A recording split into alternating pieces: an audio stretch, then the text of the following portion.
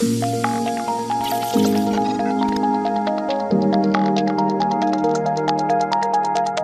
to Scrolling to Death. I am honored to be joined by technologist, mom, and meta whistleblower Kelly Stonelake. Hi, Kelly. Hi, Nikki. Thank you so much for having me. Thank you for being here.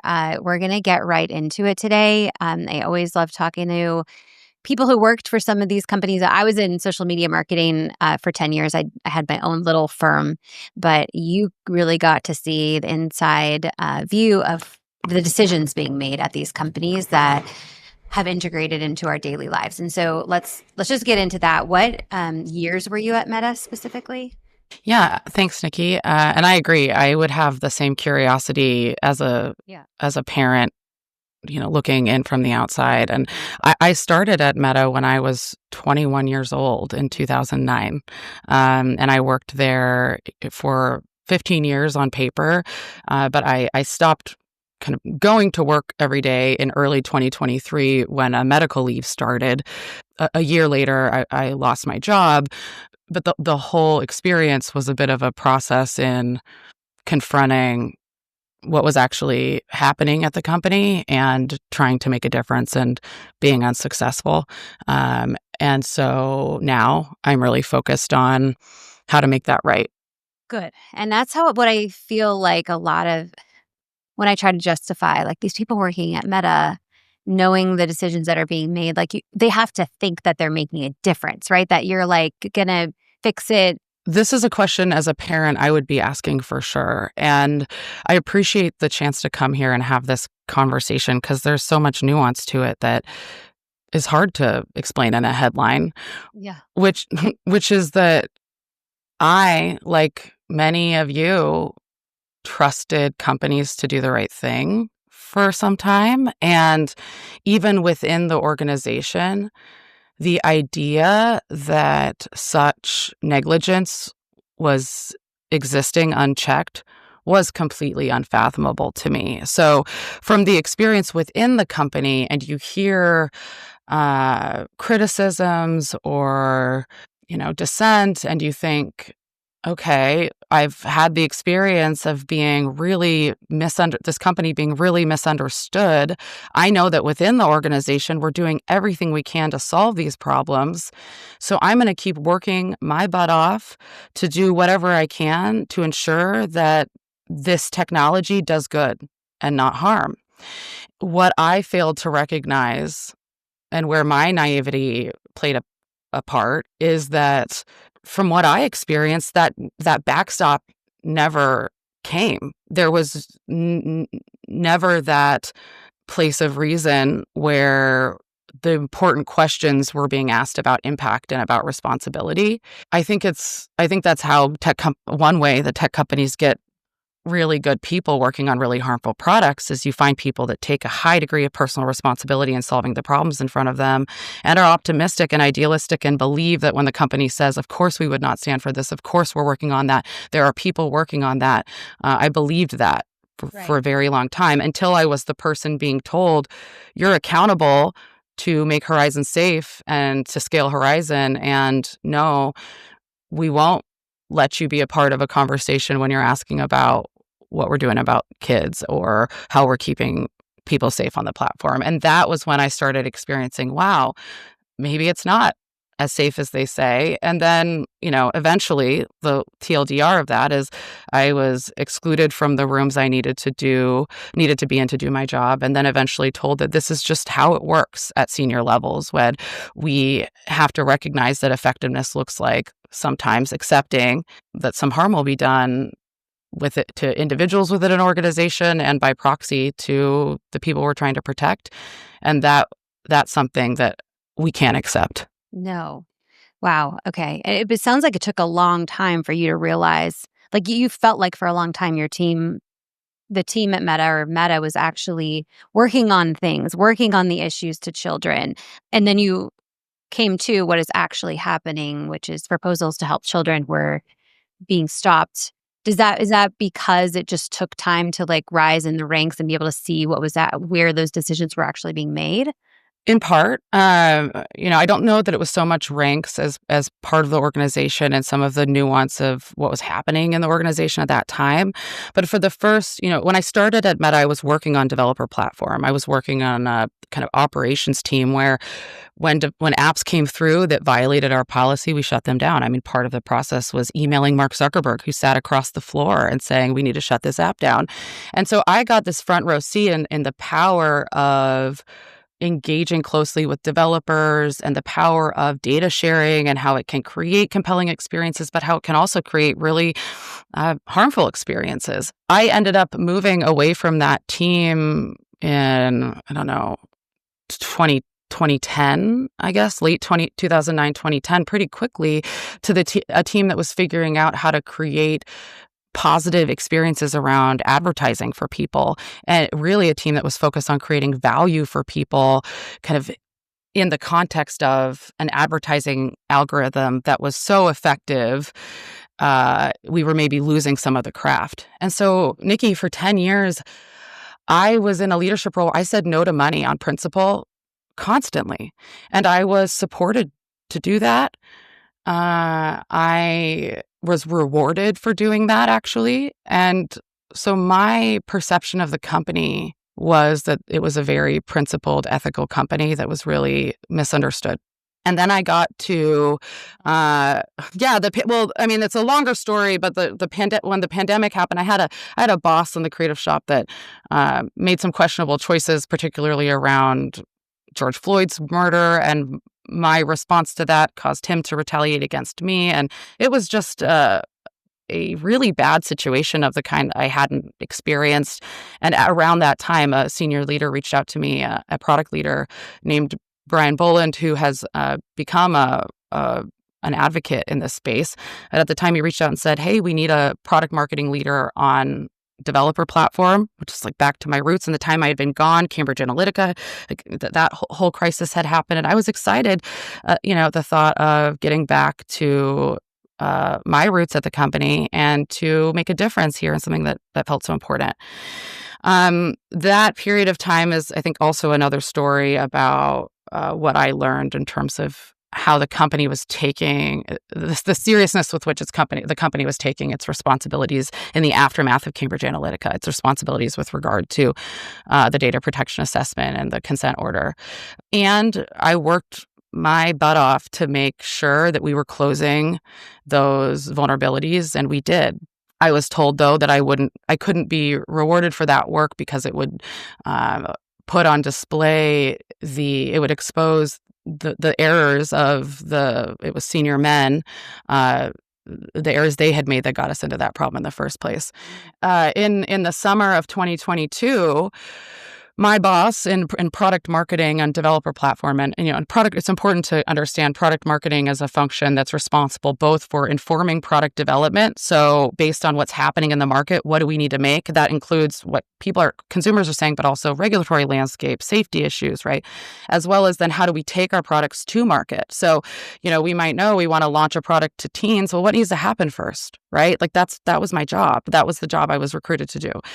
And the subtext, I think this also helps understand how do we get here. And when iOS 14 was released, when Apple released iOS 14, it had a catastrophic impact definitely a threatened catastrophe, and what ended up being certainly a huge impact to advertising businesses for any tech company that was dependent on behavioral data from apps. And Meta was really afraid that this was going to impact revenue. And so it was positioned to me that there was an opportunity to move the entire developer platform team, which was accountable to the data protection assessment, ensuring data is used responsibly across all of Facebook's and Meta's apps and services. And we were moving that team to the Metaverse organization within Reality Labs. And prior to that, this had sort of just literally been a building across the street that was a bit of a black box, a bit of, reputation, blank checks, experimental. And my sense is that's really in large part how Reality Labs had been operated. And for a reason. I mean, you need to invest a lot of money to develop new products and to find new industries. Yeah.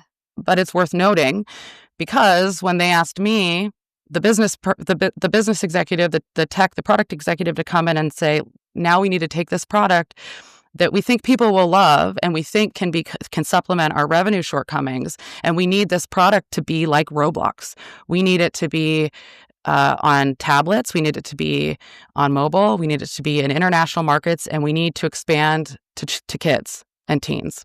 And at the time, I had, let me think, my kids would have been around 9, 7, and 5. And like most parents, I had those first weeks of the pandemic, and my kids didn't have iPads in the pandemic. We got iPads. I did everything I could to keep them safe, but my kids loved Roblox. And I think, my interpretation now is I think we were aligned with the parental controls. We hadn't run into issues. They weren't experiencing conversations with adults. We weren't spending money on digital goods. And so my impression of it was skewed. Now I approach the technology my kids engage with very differently for so many reasons. Yeah, but I thought, great, this is exciting. Roblox is fun, and Horizon, oh my gosh, let's build this fun thing. Yeah. And oh my gosh, I get to work on a product when I've been so focused on another side of the business. And then a developer platform that had been really internal. And so I'm just really excited to work on this consumer product. I was horrified immediately. With the Horizon Worlds game that you were helping when I began onboarding to Horizon in the summer of 2022. It was horrifying. And the reason I was onboarding was because not only had my whole kind of group moved over, but my peer who had been the director for product marketing for Horizon Worlds was heading out on a maternity leave. And they had asked me to cover both my team and her team. And it was, a 6, 7, 8 month leave, which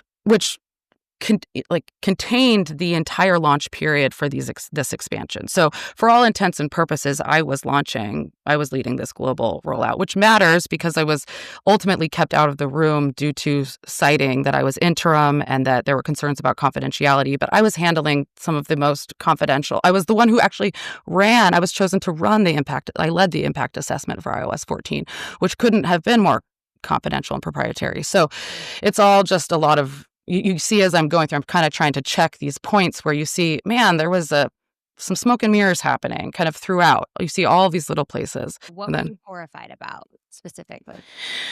I was horrified for a few reasons. I'll say the first reason was, as is typical in a corporate environment, I'm a new director to a team. I'm going to start meeting with people. We call it a listening tour, meeting with the product marketing managers who would report to me, product teams, marketing teams, PR teams, everyone. Everyone had a different version of the same complaint, which was I'm getting yelled at by the core product leaders, this sort of leadership team I had just joined, which was otherwise all men.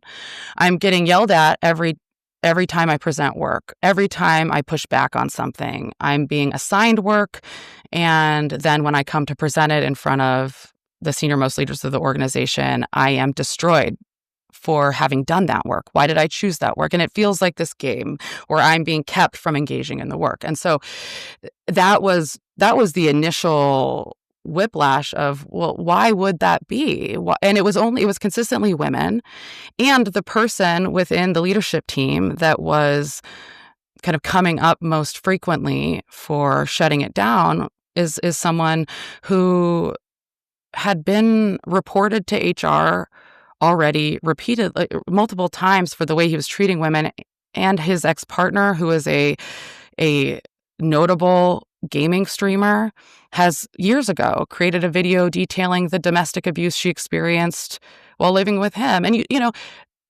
you'd think that I'm mentioning this because this is why DEI matters a lot when we talk about technology, because how can it be that I understand that someone accuses someone of domestic violence, that might not be grounds alone to affect their employment. But once you start seeing those behaviors come up in the job affecting other people's abilities to be successful, at a certain point, a company needs to step back and recognize, yes, this person built with his own kind of fingers and keyboard many of the experiences in Horizon that people were using, and was passionate and core to the product, but he was harming the product by shutting down anyone who felt concern, and he felt licensed to, and that went unchecked. It's not just him.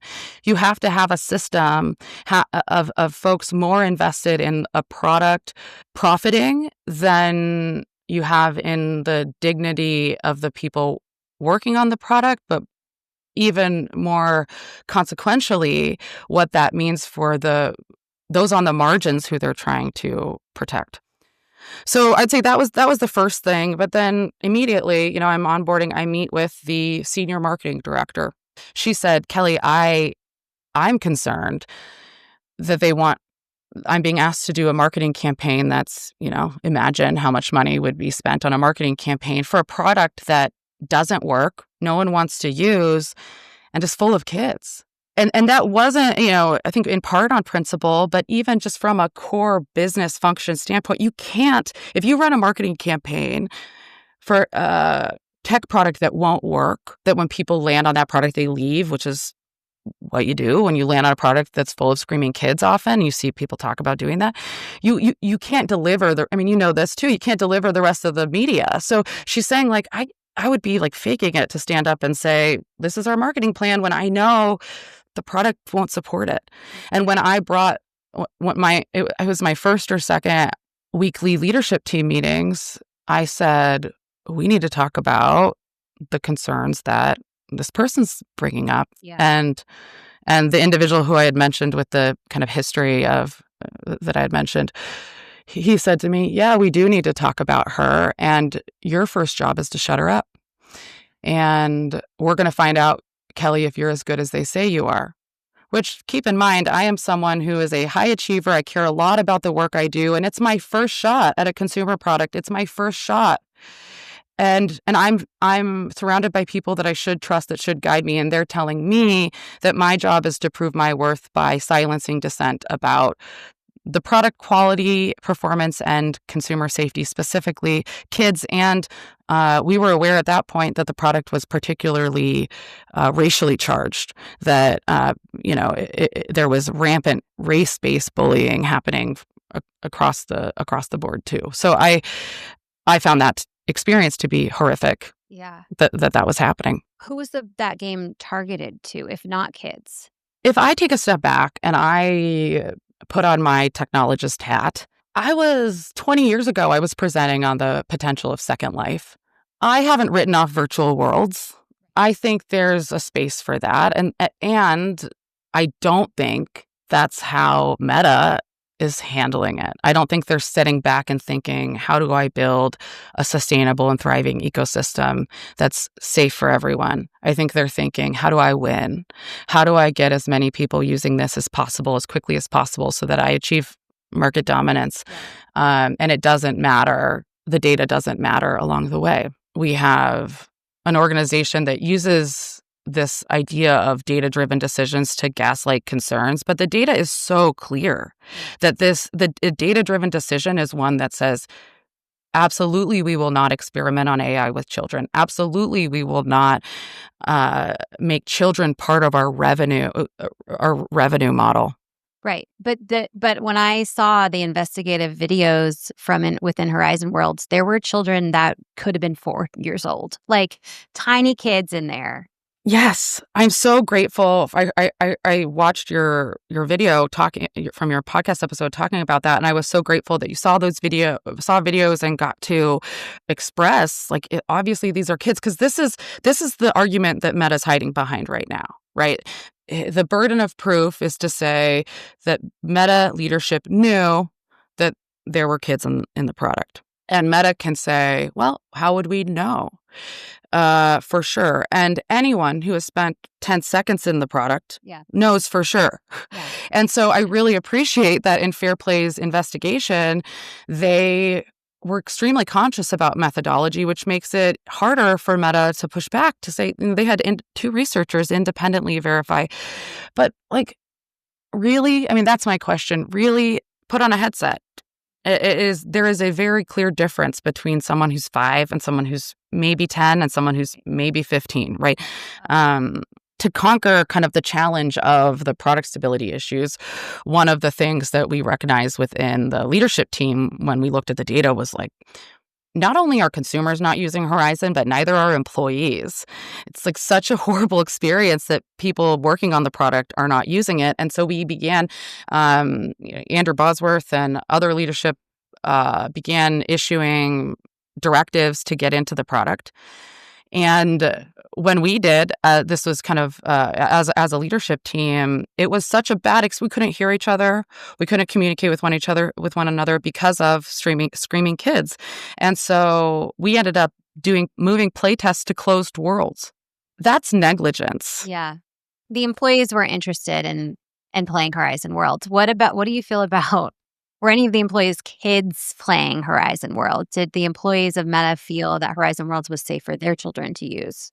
At the time I worked there, Horizon was only available on the Oculus device. And come to think of it, that might still be the case, although I know that it's definitely in beta on mobile. I'm not sure if that's internal to the company or external. But at the time, it was only accessible via Oculus. And people that work at Meta were not letting their kids put Oculus headsets on for more than a couple of minutes at a time, myself included. And that's because we had access to the Ocular research about eye distance and eye spacing. And I was hearing direction on the importance of sizing, how critically important it is to size down the eye adjustments to align with your vision. But they didn't size down to my kid's head size. And I remember going to, it was a PMM leadership meeting and saying, I just ordered a Quest 2, and I was really excited to set my kid up with, there's like a hockey, my 11-year-old loves to play hockey, and there's a hockey simulator. And I thought, perfect. But we couldn't get it on his head in a way where the lenses aligned with his eyes. And he's a pretty big kid. I'm 5'10", his dad's 6'5", and at 9 or 10, we weren't able to do that. And I said, I don't feel comfortable. I know what it feels like to wear this headset for too long when the settings aren't right. And so that was the first barrier. I would never have let my kids into Horizon. It was more of a question of Quest at all. But I wouldn't let my kids in Horizon based on how the product was and is. And I didn't know any other employees whose kids regularly used Horizon. The only people I knew who regularly used Horizon were creators, people really passionate about building worlds. Otherwise, I found that, and they were coming to us with the pain points that we're discussing, right? Otherwise, I found we had a lot of folks not use Horizon for very long. And what was the Ocular research showing? Why specifically was it not good if it wasn't sized correctly for a child's head and eye size? I'd have to look at the research to remember exactly, but it had to do with headaches, with nausea, with impact on kind of mood and overall well-being. Okay. And as far as you know, Meta has not adjusted their headset product to be sized for children. I don't know. I know that the 2 had more sizing than the 1, and that they're investing in. I bet this is something they're researching heavily, but that's not the problem I want them focusing on. That's the idea of, let's make it more safe for kids to strap a device to their head that is unregulated. Right. No, thank you. Like, that's where I start getting concerned about Meta reassuring us about the things they're working on, when the things they're working on are distractions from the actual problem and are ultimately mechanisms to increase their profitability. Right. And it just concerns me because of the fact that their Meta for Education program is working to sell these headsets to schools. So if they're not properly sized for young children, kindergartners that they're selling these products to be used by, and it could cause nausea and headaches and all of these things, then that we need a red flag around that.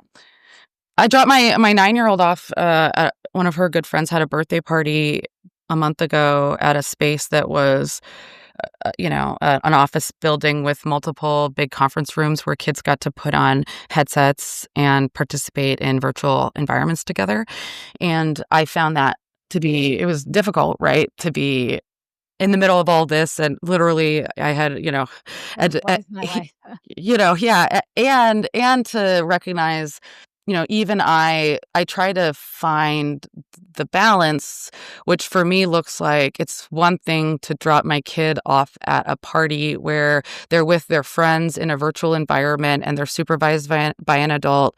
Yeah. And these are, the game is streamed to the big screen. Parents can stand. We're all present Right. for that versus every day going to school and putting on a headset. And so I don't believe that kids shouldn't have access to this technology at all. But I believe that we need to be very, very careful about it until we know it's safe, and that should be what we're solving first. It's like if we had it would be like if we had a problem with driving, and if you're driving reckless driving, and maybe let's say that there's a population of people that just want to drive around on the streets targeting kids and crashing into their cars and killing kids, and we're like, we're going to solve that problem. We're going to make safer cars for the kids to be out in. We're going to make their car seat marginally safer, but we're not going to do anything about the fact that we're making money from the fact that people are driving around killing kids. But we'll make marginally safer car seats. That's what that feels like to me. Was there discussion about predators and adults getting access to these kids within Horizon Worlds during the development of it, and were they addressed? I don't remember any explicit conversations about predators getting access to kids. However, by proxy, the conversations we were having were, will there be parental controls? Yeah. What will they be? I mean, and multiple times, Meta Reality Labs siloed decisions in a way that I can only in retrospect recognize as kind of intentionally making it more challenging to get to the truth. Just how do you feel generally about the parental controls that are offered by Meta for their platforms? Similarly, as the kind of road safety metaphor, in the sense that feeling safe and not actually being safe is actually more dangerous. I wrote on I started a Substack called Overturned, where I write about truth when it runs into conflict with existing systems of power, right? Which can show up in our homes and our workplaces all over the place. But I wrote about this experience I have as a parent, like going to a wax museum. There's a term in robotics called the uncanny valley, and it's this idea of as you're around a robot or a wax figure or a stuffed animal or anything that's kind of standing in for something human, we're good with it. We're good with stuffed animals. We're good with video games, but once things start getting almost real, people get this documented phenomenon of this repulsion, this fear of walking into a wax museum, and it's like, there's something not right. Like, this feels weird. My instincts are to run, we kind of make a joke of it.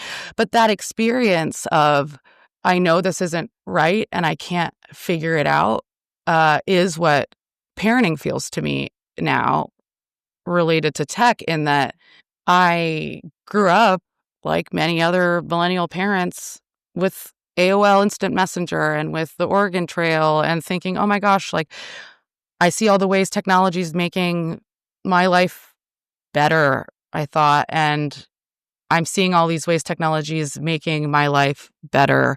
Of course, that's how it will make parenting.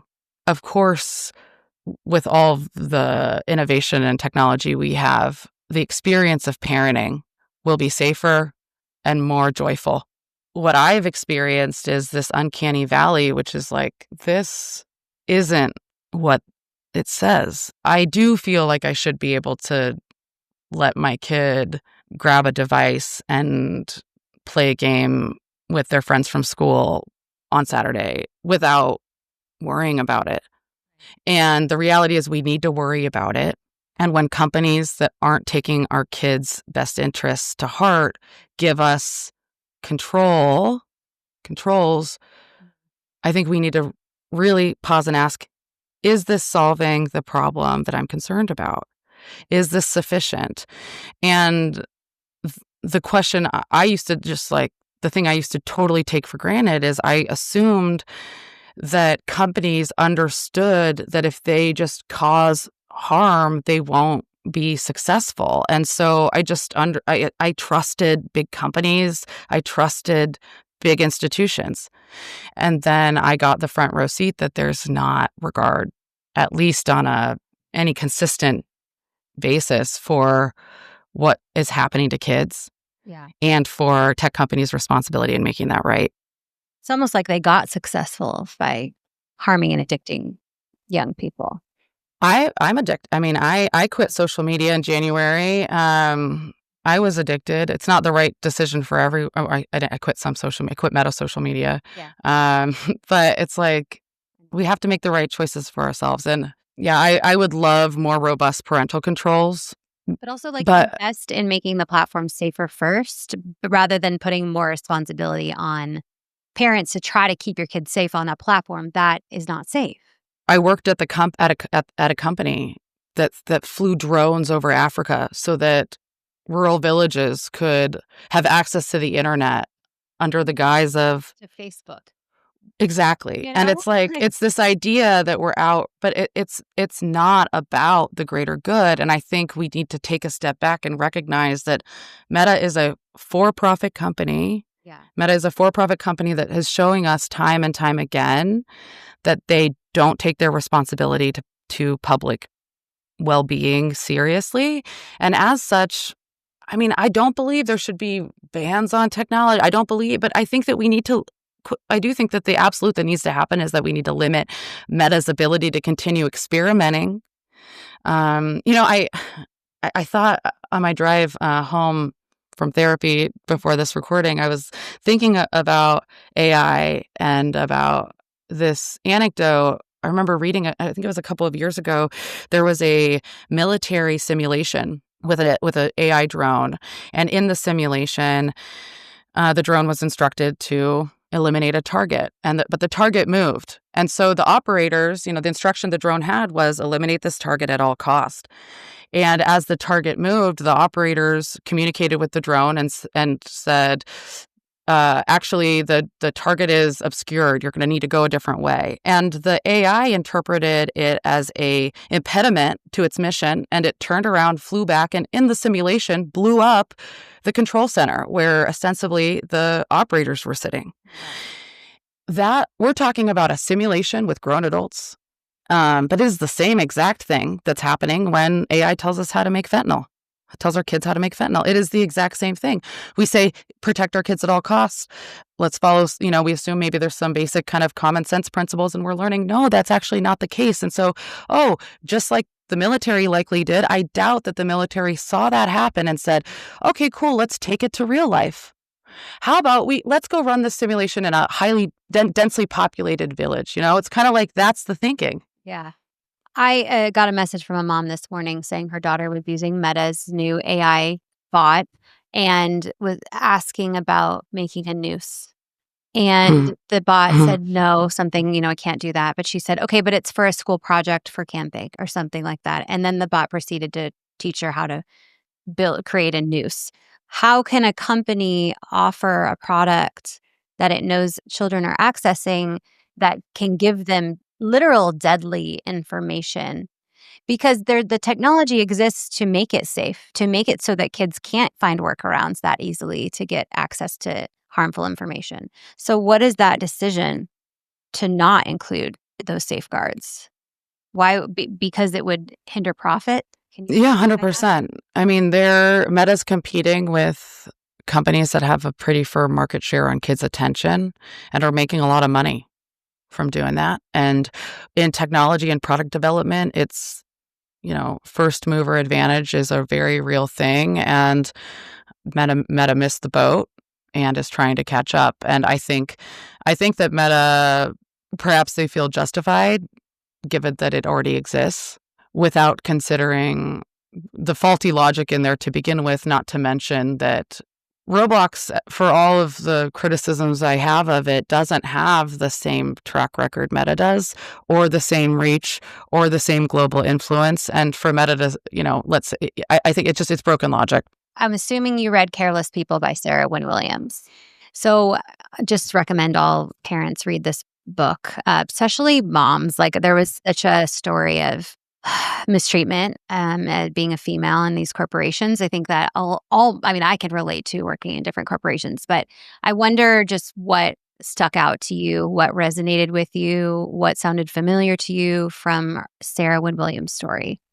Yeah, I was actually recording an interview with 60 Minutes on the day her book came out, and I started listening to it when I was getting ready and couldn't stop. Right. Yeah. I found it to be it brought me a lot of sadness Yeah.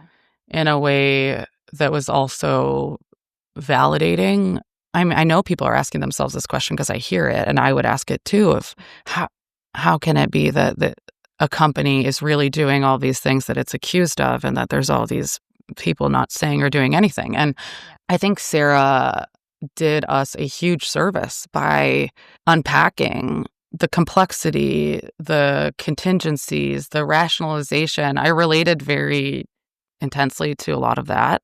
But mostly I thought, here is another story of an impact for harm, the way that the company is harming those on the margins. Mhm. And just like my experience, in a way where there's no longer this defense of we made a mistake and we're going to make it right now.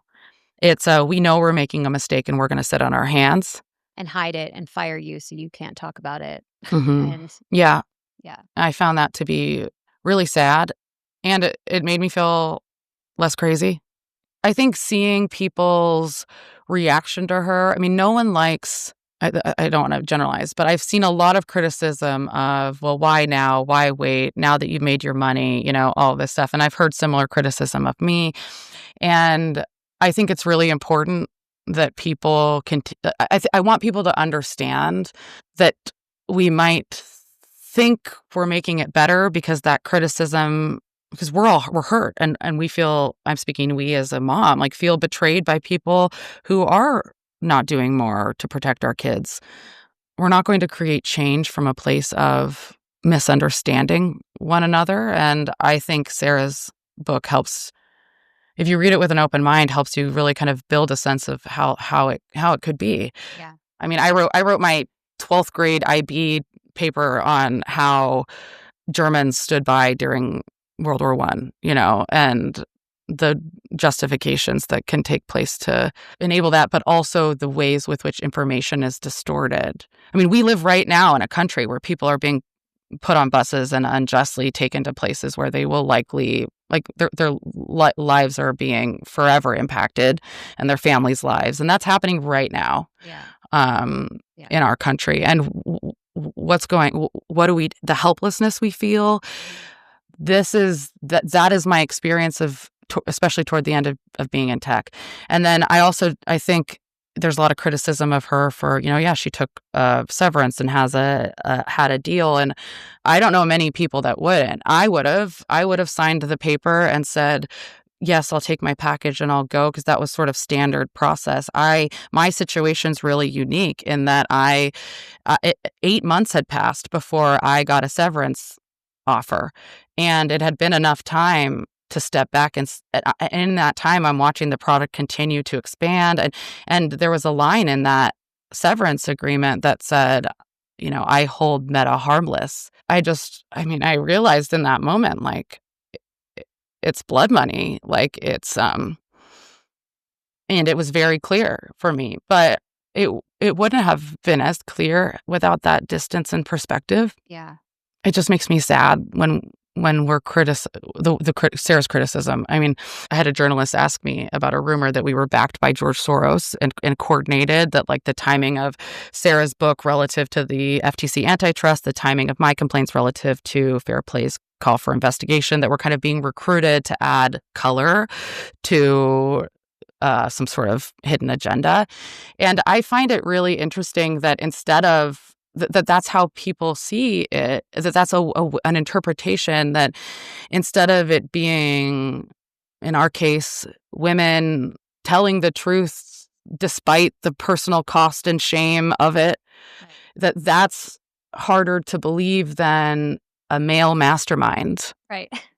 It's not a coordinated thing. It's just a momentum, that building of momentum and a movement of concerned parents who are some of you who just had an insight and are having the strength to reveal it. And thank you for not signing that document because the harms are clear. Yes, yes, and for those that do and have signed it, which I understand why, and talk to a lawyer because in our country, in the United States of America, we're protected to talk about things that we believe to be illegal generally. And so if you saw something that was illegal and you signed an NDA, you can still talk about it. You're federally protected to do so. It does come at a cost to certain depending on your approach, and there's ways to do it where you can reach out, you can send you can send testimony and ask to stay anonymous, you can contact your local legislator, you can have background conversations with journalists. Like there's a lot that can happen even when you've signed an NDA. And I just have to reiterate, if you've seen what you believe to be illegal, that's the standard, and confirm with a lawyer. Yeah. But I saw a lot that I believed to be illegal, and I know others did too. Yeah. So back to parents, and you mentioned it can feel kind of hopeless. My goal is to give parents some hope in that if we're making safer choices in our homes with our young kids, then that will trickle out and everyone can, create this movement together of delaying and saying no to these harmful and addictive platforms, whatever they may be. So I wonder, like, you're a mom of these 3 kids and you've learned a lot in the past few years, especially. How are you approaching these decisions around smartphones, gaming, social media access? Just what is important to you for parents to be thinking about there? I love that question, and I've always felt this sense of sliding down a hill and trying to grab at holds when it comes to the tension between wanting to protect my kids and wanting them to have access to technology and be modern kids Right. and be prepared for the world they're going to live in. Yeah. And I think that the thing that's changed the most is my resolve to take my instincts seriously.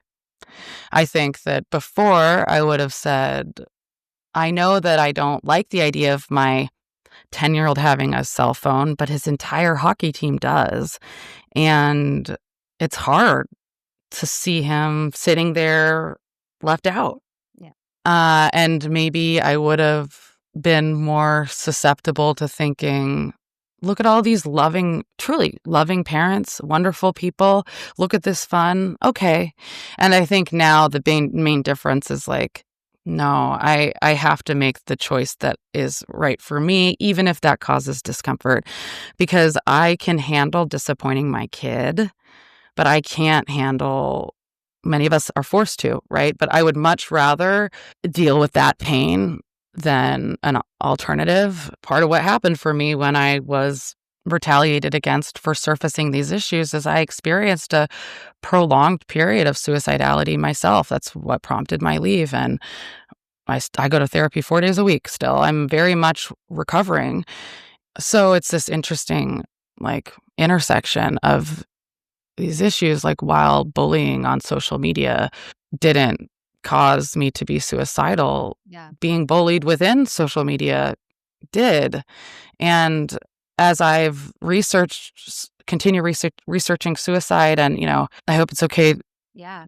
to go here, but the interpersonal theory of suicide, it's got 3 factors that kind of generally are present when someone ends their life, and that one of them is the kind of ability to do it, right? Which is, am I capable of killing myself? Mhm. Do I have the means? Yeah. There are some people that lack that ability but stay in despair for prolonged periods instead, and that's a different thing. But that's one factor. The other factor is feeling burdensome.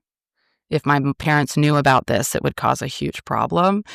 And then the third one is a sense of thwarted belongingness. And when I think about my own experience, and my sense of belongingness at Meta was really important to me, and that I was completely rejected from that community in the same way that kids are completely kind of can experience social isolation and rejection because of these products.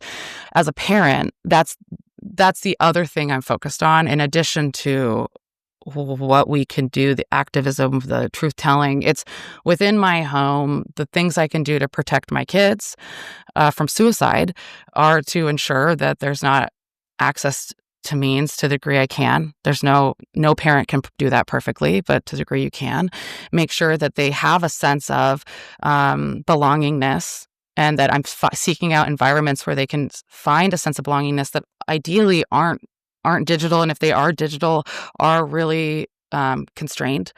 And then the other is and you talk about this a lot with your guests on your podcast, but make sure that kids understand that being in a place of being stuck, making a mistake, isn't that you want your kids to come to you, and that wouldn't be. Yeah. The burden would be them not telling you, and suffering alone, not them telling you. And so that's the other thing I think about, which is how do I reinforce the safety networks for my kids? Because I think we were all just sold this vision that would happen by way of all of this technology, and it's actually the opposite. Kelly, thank you for sharing that. It's so relevant with suicide now being the second leading cause of death for kids aged 10 to 14, which is much higher than it was several years ago. There's a direct link between that rise and kids' use of social media and the amount of depressive content that gets pushed in the algorithm, preying upon their insecurities. I mean, I've interviewed so many families who've lost kids to suicide, and the kid was either being severely bullied on social media, and social media would not help them despite reporting, or the kid was being served a steady stream of content glorifying suicide and showing them how to do it. And just to have the other side of it from you, experiencing some of those same feelings, as a result of what you experienced internally at the company, and even in that culture of what happens to people who question and try to prioritize safety. It's just that through line that is, you can't believe that this is a company, one of the biggest, or if not the biggest company and most profitable company in the world. Yeah, that's where I get really confused and frustrated when it's suggested that these are problems that can't be solved from the company that flew drones over Africa and has, the profit margin that it does. It's the antithesis of tech's promise to solve society's problems, to make life better. Meta, I love Facebook. I waited, I emailed. When Facebook came out, I was a senior in high school.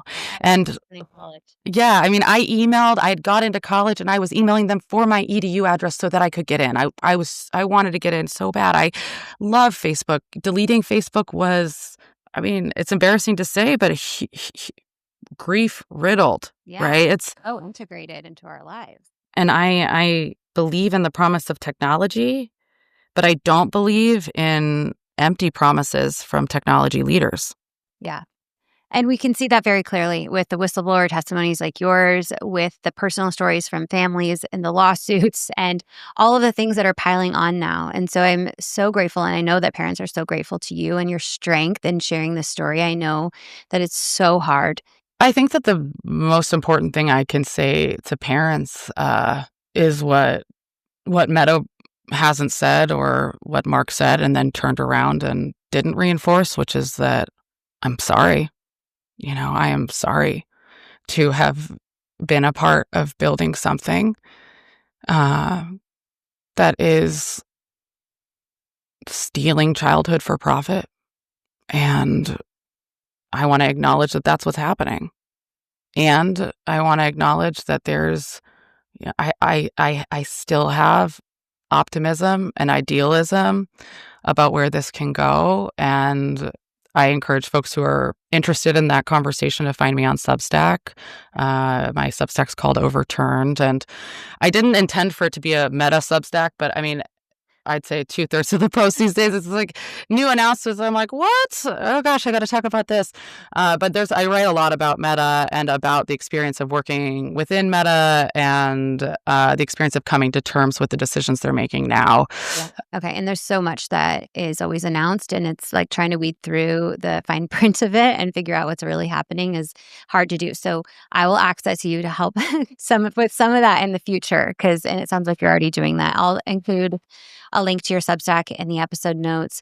Thanks. I hope that former Meta employees or current Meta employees who have a story to share will feel empowered to share it, because literally these conversations save lives. These conversations lead families to make safer choices, to delay access to social media, or just to have conversations about the risks that can happen on the platforms.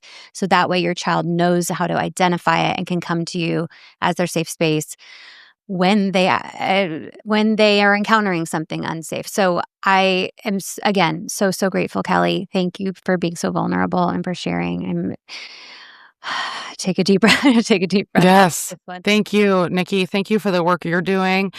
It is a hard topic to talk about without getting sensational, without getting like black and white and it being all fear. And I appreciate so much the space you've created, which is grounded in the truth, and figuring out what do we need to accept it, and where can we make a change. And I think that's the place as parents that we can model for our kids. That's what we're going to do when we're stuck. Yeah, absolutely. Thank you, Kelly. Thank you, Nikki.